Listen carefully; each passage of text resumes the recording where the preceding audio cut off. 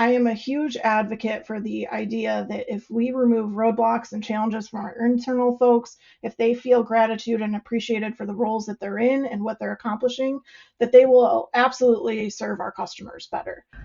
Welcome to Unexpected Journey Season 2. I'm your host, Ann Bibb.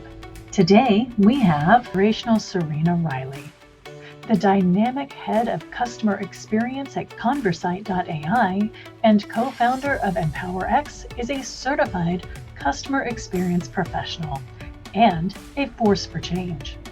With over 2 decades of molding resilient and crafting exceptional customer journeys, Serena is a relentless advocate for unlocking human and organizational potential. Serena is a founding member of Women in CX and author of Customer Experience 3 and Punk XF. Recognized by CXPA and CX of M, she earned the CX Impact Award and the Individual Award for the Advancement of CX in 2020. Before we begin, don't forget to subscribe and leave your comments below. Now let's get started. Welcome, Serena. So glad to have you on the show in 2024, season 2. It's so exciting to have you here. I know we've talked about it for a while. I know, I'm excited to be here as well. And congrats on season 2. It's, honestly, I didn't think I was going to have a season 1. So having a season 2 is fantastic. So here Absolutely. we are. When we first started talking about you being on the show, you were at a different company, and now you are in a new role at a new company that I'm so excited to hear about. I have kind of held back. I've wanted to ask you so many questions, but I'm like, no. Absolutely. No, I'm gonna hold off. I'm gonna hold back because we're gonna ask those questions on the show. Sounds great. No pressure. Restraint is a skill. So your new company, well, not your company. I mean, it's your company. When you're an employee, it's your company. Right. Exactly. Yeah. You have a stake in the game. Yeah. Exactly. But the company that you are now at is called Conversight.ai. Is it Conversight or Conversight? Conversight, like conversational insights. Yeah. Go figure. I mean, very relevant to today. Yes. Conversight. Okay, so Conversight.ai. So what is Conversight.ai? Let's start there. So it is, holistically speaking, a decision intelligence platform. And we are trying to help businesses be able to bring in multiple data sources from within their walls into one platform that will help them create meaningful reporting, connect those dots across those systems, and then also be able to offer proactive insights, analytics, and a really awesome little, her name is Athena, chatbot that you're able to ask questions of your data then, and she'll spit that back out at you. Athena. Mm-hmm. Athena is a strong, powerful Greek name. I don't know the origin of how they chose it, but now I need to ask. I was like, was that strategic? I mean, when I hear the name Athena, I'm like, whoa, okay. Yeah. That's certainly what we're trying to get her to be, is that rock star employee that you don't necessarily have to worry about HR with. There you go. So Athena, is she meant to be an internal person, an internal employee, or is she meant to interact with your customers? It's meant to be an internal employee for the customers that purchase our platform. However, there are instances in which we can embed it in their programs too that are customer facing, or give them access to their customers to it. So it can go a few different ways. Okay. All right.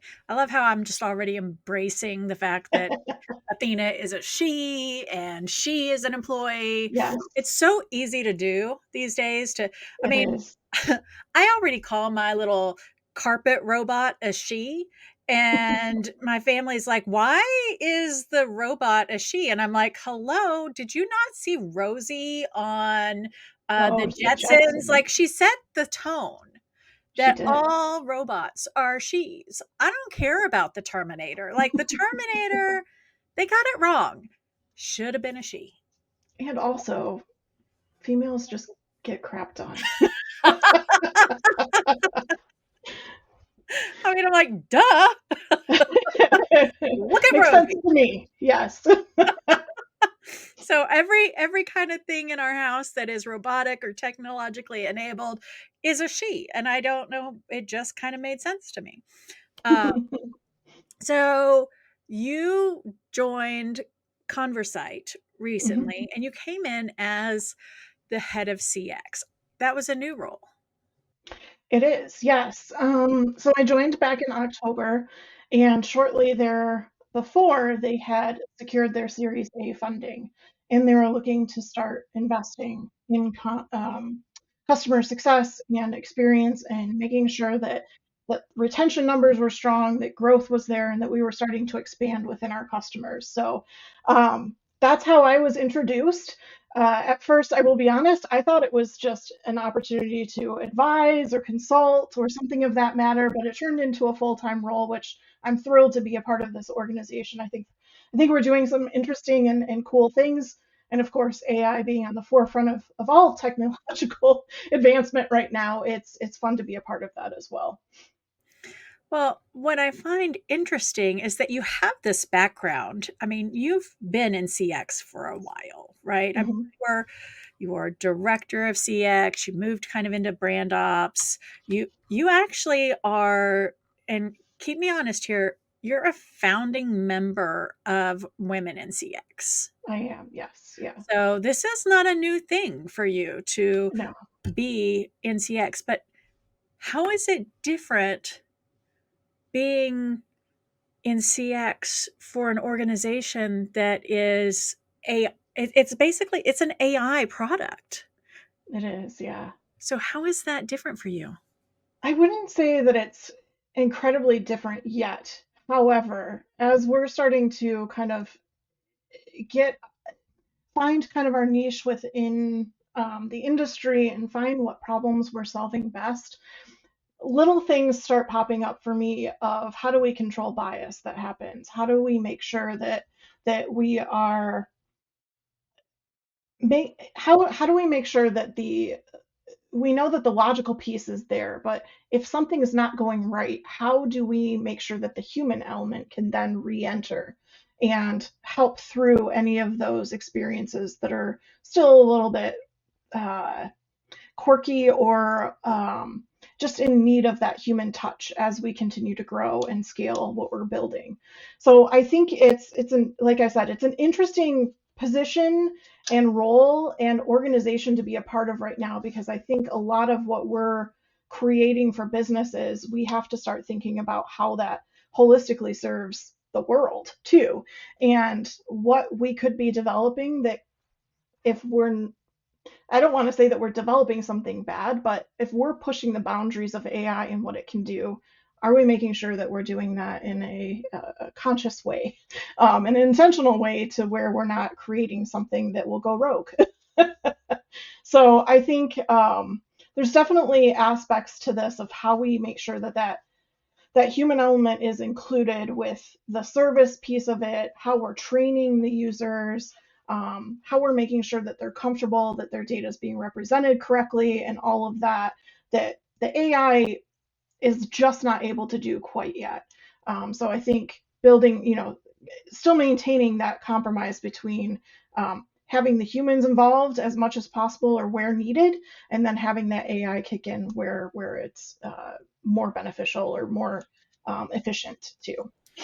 So you've said a few things there that come up often, Mm, and that is how the human stays involved is one of them.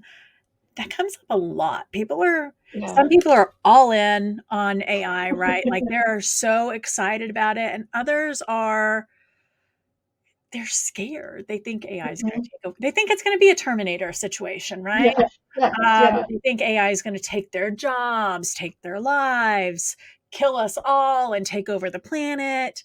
Um, and, I'm curious, when you're looking at this and you're thinking about how we keep it safe and how we keep it from going rogue, as you said, how does that product offering that you do and how you're doing that, how does that factor into the customer experience?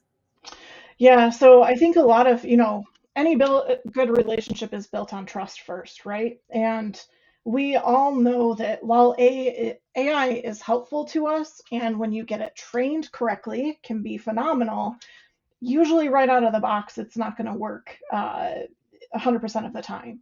And so that trust really has to be built at the human element in how we implement that with our customers and making sure that their data sources are pulled in and connected in a way that they're supposed to be, and that the data that's coming out of it or the analytics that's coming out of it makes sense to them. Because at the end of the day, the insights and things that we are providing to them are helping them to run their business more efficiently. And if we aren't training that correctly, then we could be giving some bad advice too. Garbage So in, garbage out, right? exactly. So there's a lot of that. I would say a lot of upfront heavy customer involvement or heavy customer experience involvement because of that trust factor and making sure that people are comfortable with how we're getting it configured and that they're comfortable using it once it is configured. When you're training Conversight, is it is it an individual training for each customer, or is it kind of like ChatGPT, right? Where it's looking at the whole, the overall, and it's being trained by globally by all of the users. And I'm curious about that because what you just said, garbage in, garbage out. And if I'm using it and you're using it and we're two different customers and I'm putting garbage in, is that going to impact your experience? Mhm. Yeah, so I will say, and we're starting to get to a technical area that I'm probably not the best You know what? expert That's at. why we kind of go in these conversations, and I'm like, Yes, you know what? Now I'm really curious because now it's like, oh, this is cool. right. And I I'm know sure it's somebody super listening nerdy. is like, oh, that's really cool. I'm interested. Could I use it? But oh, you know what? If Anne's using it and she tells it that 1 + 1 = 3, and I'm Yeah, like, oh, but then 3 + 2 is what? yeah, right. So I will say that in just like how you and I might arrange our CX teams, the same happens for businesses. Their files and their data organization and structure, each one is unique. And so when we're getting those customized, that's why implementation is also, it's another reason why it can be heavier, is because there is more customization needed up front to make sure that we're understanding the data definitions correctly, and that what formulas you're building to create your metrics, we understand how those break down and what's actually going into it, because there are certain things that different customers see in a different way too. So I do know from that aspect that there is some unique configuration that will not carry through to other customers. That's a really good point. And so since we're talking about Athena being a member of my team, okay, so Mhm. I've brought Conversight in and I've brought Athena onto my team, and she's now helping me internally. My question now is Athena helping me from a talent and recruitment standpoint and helping onboard people and get them through? Or is she helping my customer support team, making sure that they are answering my customers' questions correctly or helping their job be done correctly? Like, where is Athena best suited to help me internally? So I will say that is based on your use case for how you would like to see her utilized. She Okay, so she actually can is do all very of it. well versed. She can, yes, she's a very multifaceted AI individual.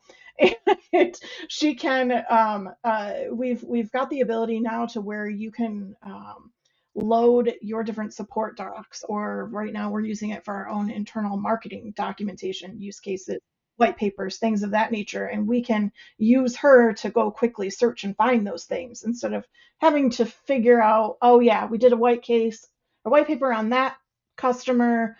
It's in this folder, I think, and wasting all that time and energy trying to find that. We can actually do that with her. It also can work to your point of filtering through customer support articles and product documentation and things of that nature to help your customers get the support they need. But it also can help you on your sales side of things.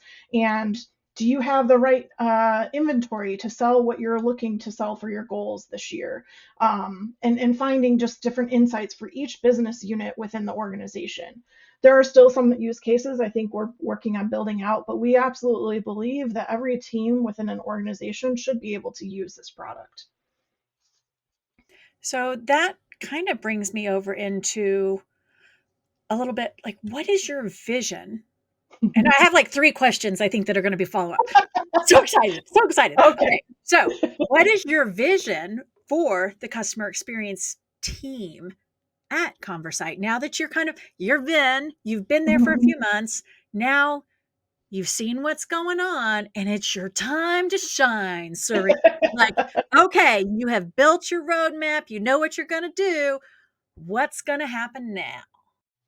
There are two facets to what I am always most interested in making sure that we deliver well on. One is first and foremost the employee experience. I am a huge advocate for the idea that if we remove roadblocks and challenges from our internal folks, if they feel gratitude and appreciated for the roles that they're in and what they're accomplishing, that they will absolutely serve our customers better. Oh, And that speaking my language. I am a huge advocate always for our internal folks first, and knowing that that will absolutely lead to great outcomes with our customers as well. And so that has been something, because we're such a small startup. I think we've got 80 people total globally right now, and half of those are in the US and half of them are in India. It's an opportunity for us to make sure that the culture that has been curated thus far continues to be something that is scalable as we grow too. Because I've been part of that growth factor and I know what's coming. And I know once you get into that high growth phase, it gets harder and harder to keep everyone aligned, to keep silos from forming, and just to make sure that everyone's being as collaborative as possible. So that is definitely a passion area for me, is helping on that side. And then on the customer side, one of the big areas that I'm trying to develop right now for us is the community aspect. I fully believe in creating customer communities and the power that those can lead to from, referrals and references and things of that nature, because who wants to talk to the actual company about what's working well? They want to talk to each other, and learn about how someone is using our tools to help them in their business, and how someone can take that and then duplicate or edit or iterate on that for their business. So that is a big piece of my strategy this year also, is creating that community, helping spotlight our customers for the individuals that are there and helping them grow their professional careers, as well as the organizations themselves and the cool things and the forward thinking that they have going on. So, just a few things. Just a couple things. Just a couple things. So in this, and I think the one thing that you talked about a few minutes ago that I didn't really hear is about implementation. Is implementation going to fall under you? It's definitely adjacent to me right now. We'll see how that changes in the future. It may become part of what I oversee, but as any other CX leader knows, even if somebody doesn't report directly to you, like that is an area you're trying to support the whole organization. And knowing that that's the first experience they have post sales, we want to make sure that that's a good, first, second impression, if you will.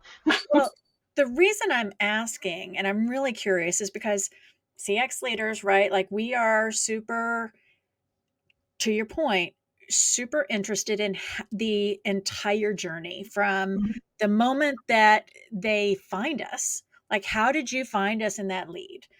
Well, Yeah. I'm not over lead gen. I'm not over marketing. I'm not over Okay. any of that, but I still want to understand that part of the journey.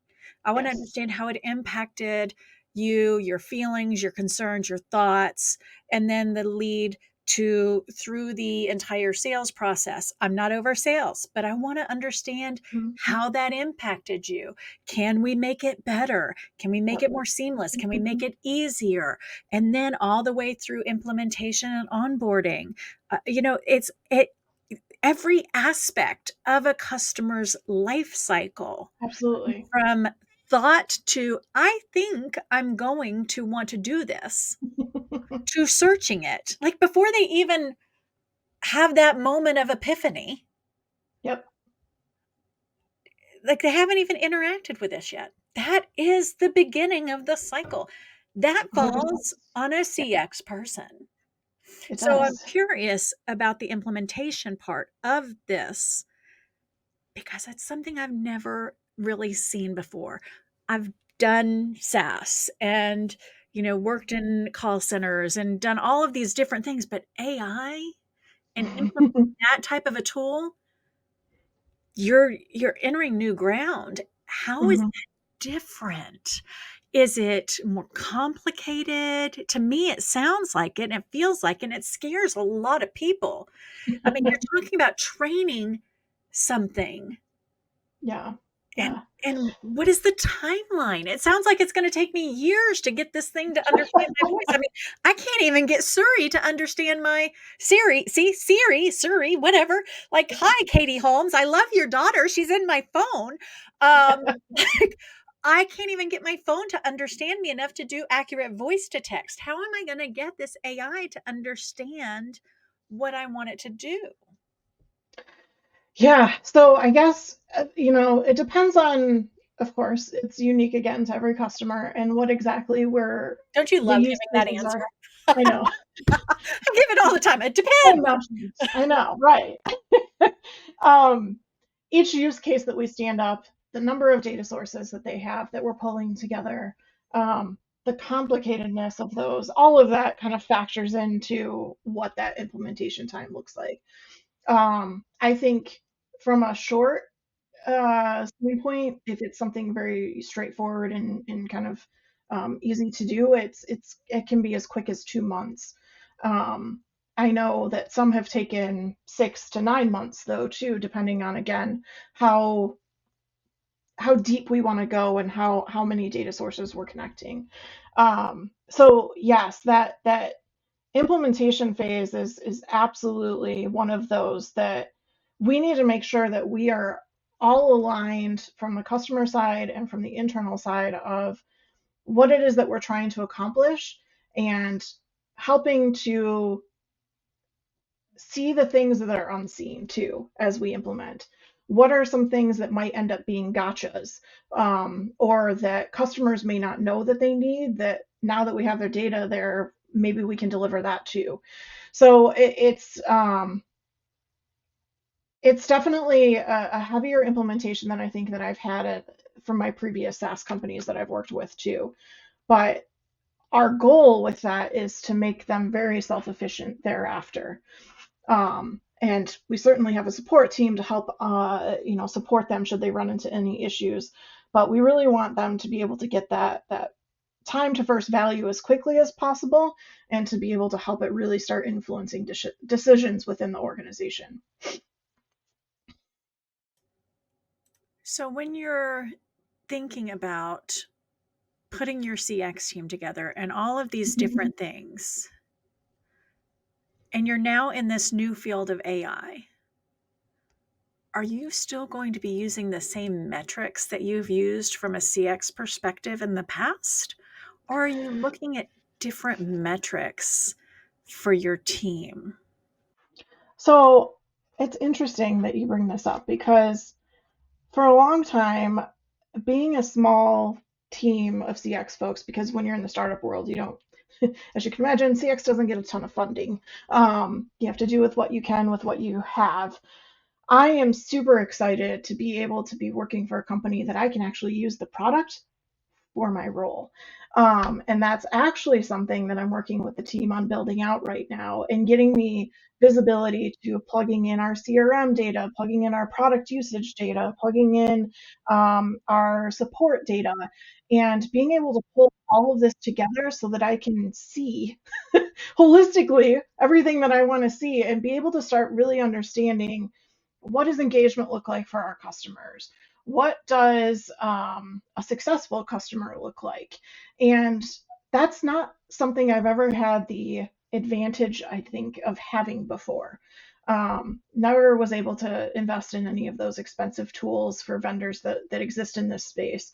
And so being able to build this, I of course have those typical baseline metrics that we want to kind of gauge, but I'm curious. I'm absolutely curious to see what else I might find and what else might end up being an indicator for loyalty and success with our customers.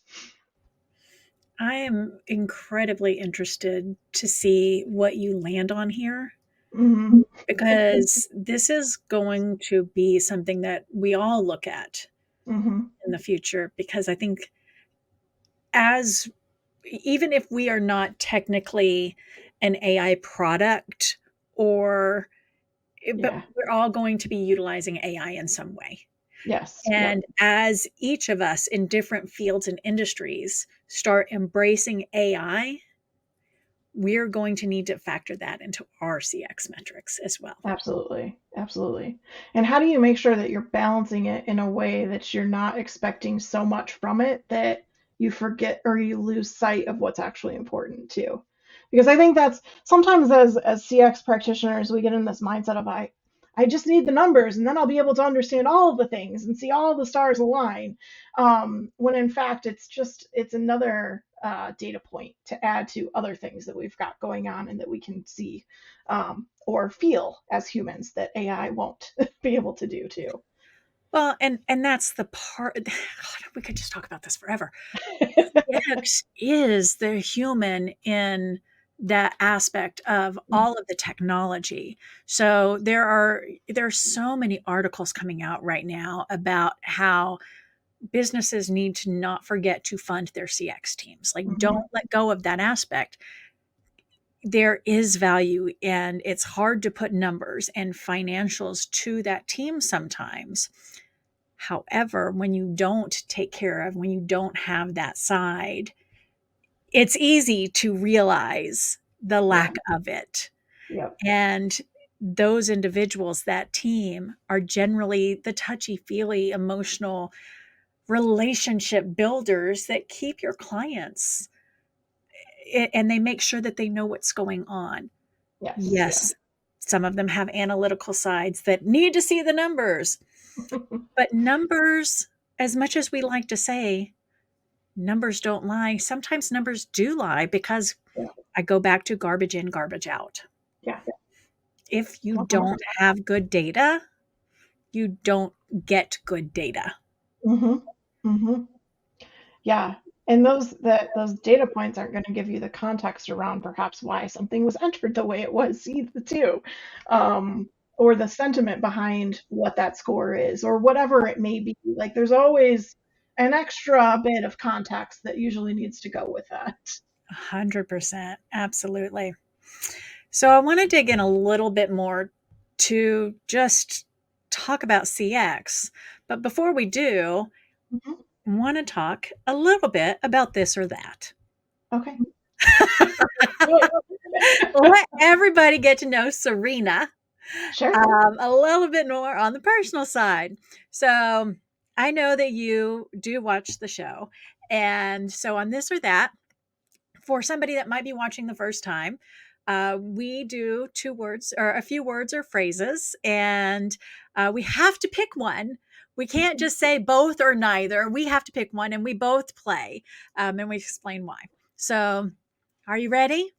I'm ready. Maybe Okay. this is where we should test out AI. Oh, maybe. See how well it knows me. There you go. Let's see. Maybe we should have Athena play as well.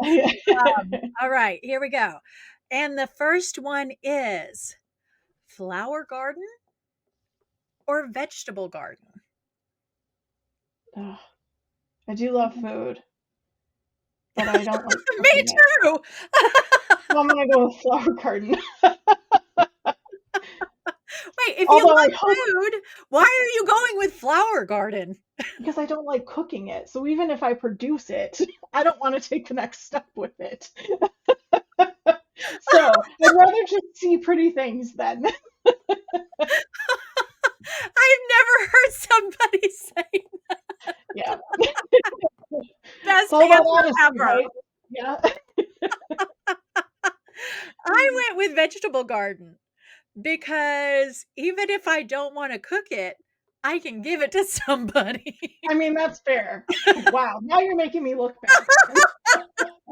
Or somebody else will cook it. Like, I actually, not now, not recently, many years ago when I lived in California, I had an apartment that had a little, like a it wasn't a backyard, it was just a fenced in porch.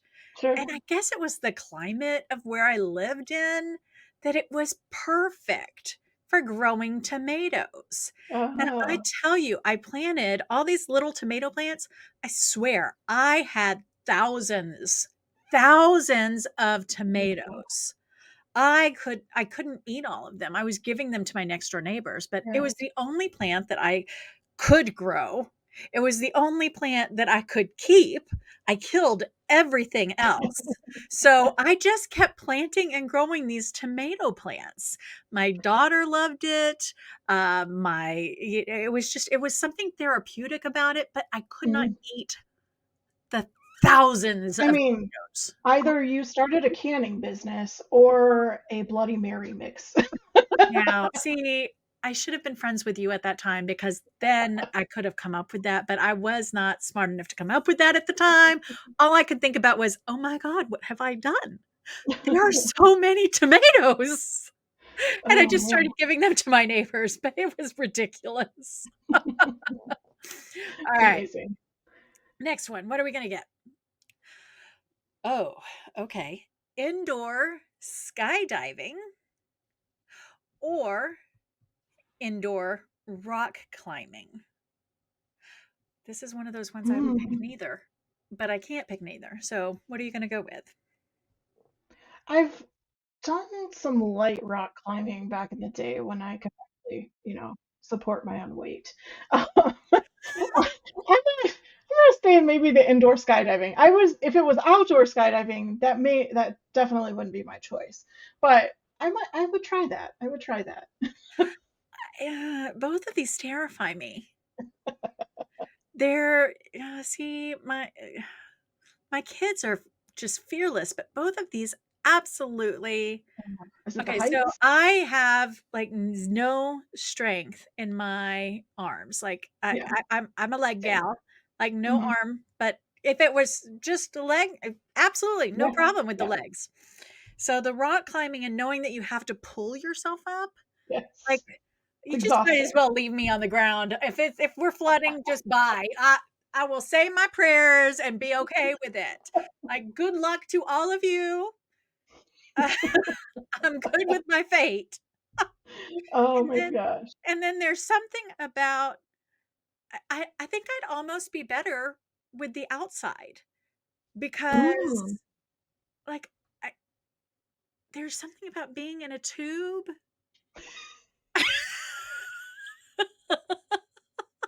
So you'd rather the uncontrollable environment versus the controlled environment. Well, I mean, see, in the tube, you don't have the thing that Oh, the parachute. the Yes, yeah. parachute. You don't have that in the tube.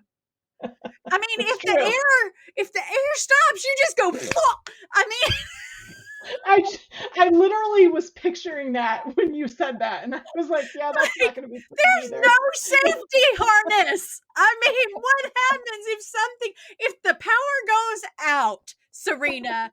It's just a flop and a splat. I mean, I w I would hope that they slowly turn the air off. It's I not just mean, a, think "Oh." about like brownouts and blackouts and where I mean, what happens? Do these buildings, like, if there's a blackout or a brownout, do they get notice? and say, sorry, nobody can go up because what goes up must come down. Generators are not going to kick in fast enough for that either. Okay, now that I'm talking through this with you, I think I'm going to stick with the rock climbing. Oh, that's great. I think I'm still going to try it. We'll see. Okay. We'll see if I You're become going the to bug risk on the that windshield. splat. Yeah. Maybe not in California or Texas. Yes. Yes. All right. And maybe not in the middle of a snowstorm or ice storm. There you go. All right.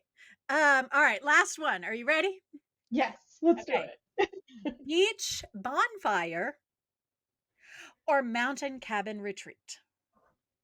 Mountain cabin retreat, hands down.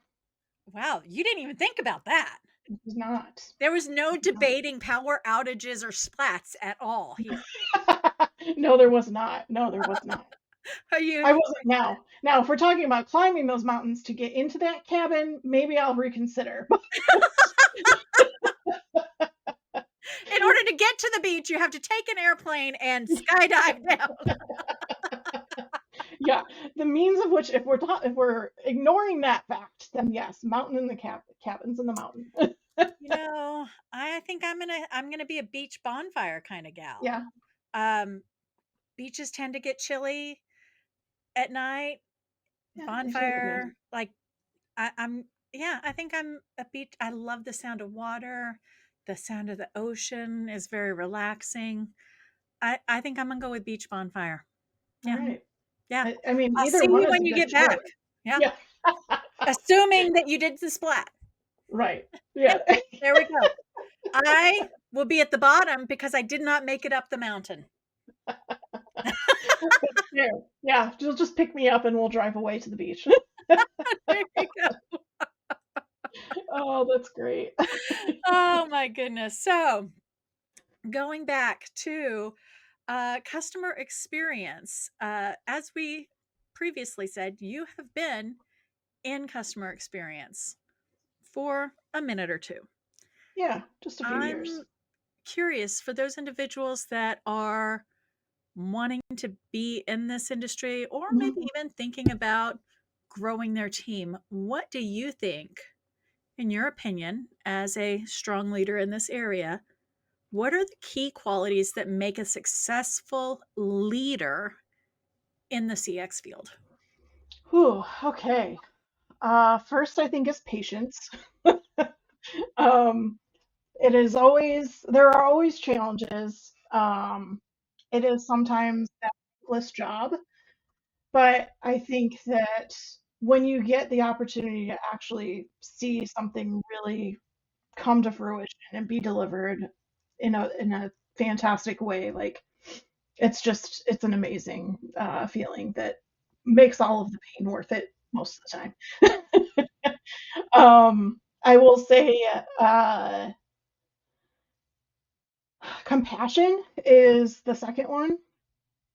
We talk a lot about empathy, and the difference between empathy and compassion is that empathy is just standing in someone's shoes and understanding it. Compassion is actioning that.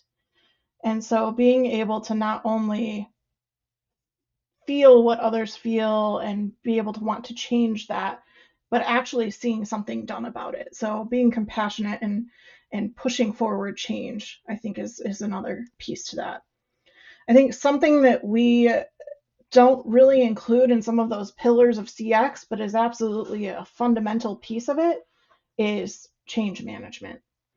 I think that is a huge component to everything that we do, and making sure that communication is top notch, that processes and foundational groundwork is done, and the networking within your organization and outside your organization is happening. All of those are really key to change management, and making sure that when you're ready to make that change, you've got the relationships that you can lean on to help push that through too. So I think those are definitely like top three that I can think of right now. I think there's also things of just it would be hard for me to get behind a non-charismatic CX leader, I think. because I feel like they are the role models of the organization, generally speaking, and they're really it would be hard for me if I didn't have someone in a role like that that was taking the challenges in stride, having a positive mindset, showing gratitude, having fun with things, and really just making the best out of every moment. Um, and I think that's definitely been something that I didn't realize was a really big strength of mine all through my career, and has led to this ability to be a good leader in this type of space. Um, because you do you do have to relate to so many people, and you have to have those relationships with so many people that you cannot constantly be the one that's Debbie Downer and and sharing all of the woes with everyone. You have to find the light in the dark tunnel. Well said. So, along those lines, and to kind of help our future leaders out, because it's not all rainbows and puppy dog tails. It's as much as we laugh, we're happy people. CX tends to be a pretty joyful community. We like to lift each other up, but there are challenging situations, Yeah. especially as leaders. Sometimes individuals come in and they're not the right fit. They want to be in CX, but it's just not really the right place for them. Mm-hmm. So, can you describe a challenging leadership situation that you have faced and maybe how you handled it to achieve a positive outcome? So, random story. Back in high school, we had this program called the peer listening program. I don't know if a lot of schools had it or not, but there were some that had it. But it essentially was this program where you were taught how to actively listen to your peers and be able to just sit with them and kind of be the person that they vent to. Um, and you couldn't give advice. That was not part of the program. It was just seriously about listening. And I think it's another skill, to your point earlier, that I think good leaders need, is that ability to actively listen and hear the things that aren't being said, as well as the things that are being said. And when it comes to the employee experience side of things, that's definitely an area that I like to make sure that I am available for people that don't feel comfortable or don't trust their leaders to speak with. And so I think there's been multiple instances where it's something very similar of there's an employee within a team that is just not performing well from the leader's eyes. They're an underperformer. They just seem to not understand what's going on, and it ends up giving that employee a bad reputation. And you see those things, and my immediate is always to give the benefit of the doubt to the other person. Like, what's going on with them? Do they need extra training? Are they going through something personal that they just can't talk about at work or what have you? And so I often end up being a person where I'll jump into situations that, to a leader, they may not be relevant to me specifically, but that's part of what I see as helpful in an organization, is being a source of an active source of listening for others that need it. And so there have been instances where I have helped not only coach employees that aren't doing well, but have also helped other leaders that aren't quite seeing the other side of the story or aren't quite able to empathize as well with others, which also just comes back to the same thing that we do within CX, is that empathy piece of it, and truly being able to put yourself in someone else's shoes. So I know that was kind of a roundabout answer, but I think for me, a lot of challenges that I see are in team dynamics. and being able to understand what's working well, what's not working well with those. How can I support the individuals or the team as a whole, or the leader of that team, to make that smoother for them, so that I can then have them help me get bigger goals accomplished too. You have so much going on with work and, Yes. learning everything for this new job in a new industry and just a lot. How do you balance your professional life with personal happiness and creativity? You're an incredibly creative individual. Your website, social media, like how do you balance it all? I don't think that I have a perfect formula to it yet, but I will say that I have learned the hard way multiple times. Have been reminded about this, that setting boundaries is key, and making sure that if protecting my well-being is also key. And in order to do that, you have to set those boundaries. I think that as women, and as a recovering people pleaser myself, like that has always been something that I had struggled with, was setting boundaries, maybe not setting them, but reinforcing them and actually making sure that they stood. And I think that has been key, and something that I've really tried to work on over the last 6 months. And honestly, starting a new job has been able to be kind of a reset for me on that too, of this is what I want to set for my expectations and the bar of how I'm going to deliver things, so that I can protect my own peace and also still have the time to dedicate to my side hustle business that I'm trying to build and grow, and to my kids, and to myself, and just making sure that I'm getting the sleep and the nutrition and all of those things that I need to be, or need to have, to feel fulfilled. And I feel like this time around, I'm getting there. I'm getting closer to figuring out what it is, and have been able to really lean into that a little bit more. And I think part of that's probably because I've created a side business that's about that too. So how do I not practice what I preach too? So, what is your advice for somebody that is looking to create a better experience for themselves and their family uh, by setting those boundaries and they just don't know Mhm. where to start? What is your advice for them? I mean, to be honest with you, and this is something that I do for myself and for others, and it's part of what I think the power of CX is. Outside of customer experience, it's the whole human experience. I have used some of the skills that I've learned in this role to intentionally design my life.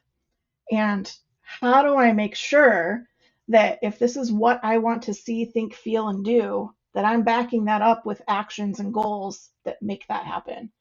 And I think that's a key piece to this, is that we sometimes don't take the time to think about that from all of those aspects of our well-being, our physical health, our mental health, our social and environment, and all of that plays into what we actually deliver on a day-to-day basis, and whether or not we feel whole as a human.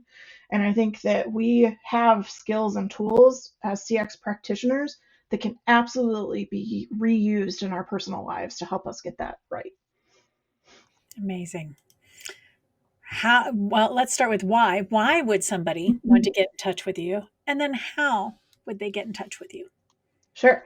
Why would you want to get in touch with me? Because I'm fun, and I like to laugh and have a good time. So that's number one. But also, I do have a lot of experience in business, in startups, in SaaS, in B2B, in CX. So all of those kind of industries or professions, if any of that's of interest to you, I'm always happy and open to chat about that. And I think the next biggest thing on my radar is women empowerment. So if you need a hand up, or you need to have an ear to listen to, or just to get advice on how we can intentionally design our lives, that's also an area of passion for me too. So those are the whys. And where would they get in touch with you, or how? LinkedIn? I think the easiest place is LinkedIn. Search for Serena Riley / Serena Riley, one of those. Those links or that link is below. If you need assistance in finding her, and of course, we'll have that in the comment section as well. Serena, it's always great catching up with you. As well. Usually we catch up offline, but I've kind of put it off because I wanted to capture it for the masses No, this time. no spoilers, right? Like, no, we're saving it. But we will Well, catch now up we again can. soon. Yes, exactly. Now we can reconvene. Yes, absolutely reconvene. Our regular shows will reconvene. Right. Anyways, thank you so much for joining the show. And everybody else, thank you. We will see you again next time. As we wrap up the episode, we would like to take this time to thank you for joining us this week on Unexpected Journey. Our guest information will be linked in the episode description, along with a link to our host website, Bibb.com, and our sponsors' websites, remoteevolution.com, ethossupport.com, and yourcohort.co. Please don't forget to like, subscribe, and share on your favorite podcast app and on our YouTube channel so that you never miss an episode and we can continue to bring them to you. Let us know your thoughts on what we discussed in the comment section. And once again, thanks for joining us. We hope to see you again next time on Unexpected Journey.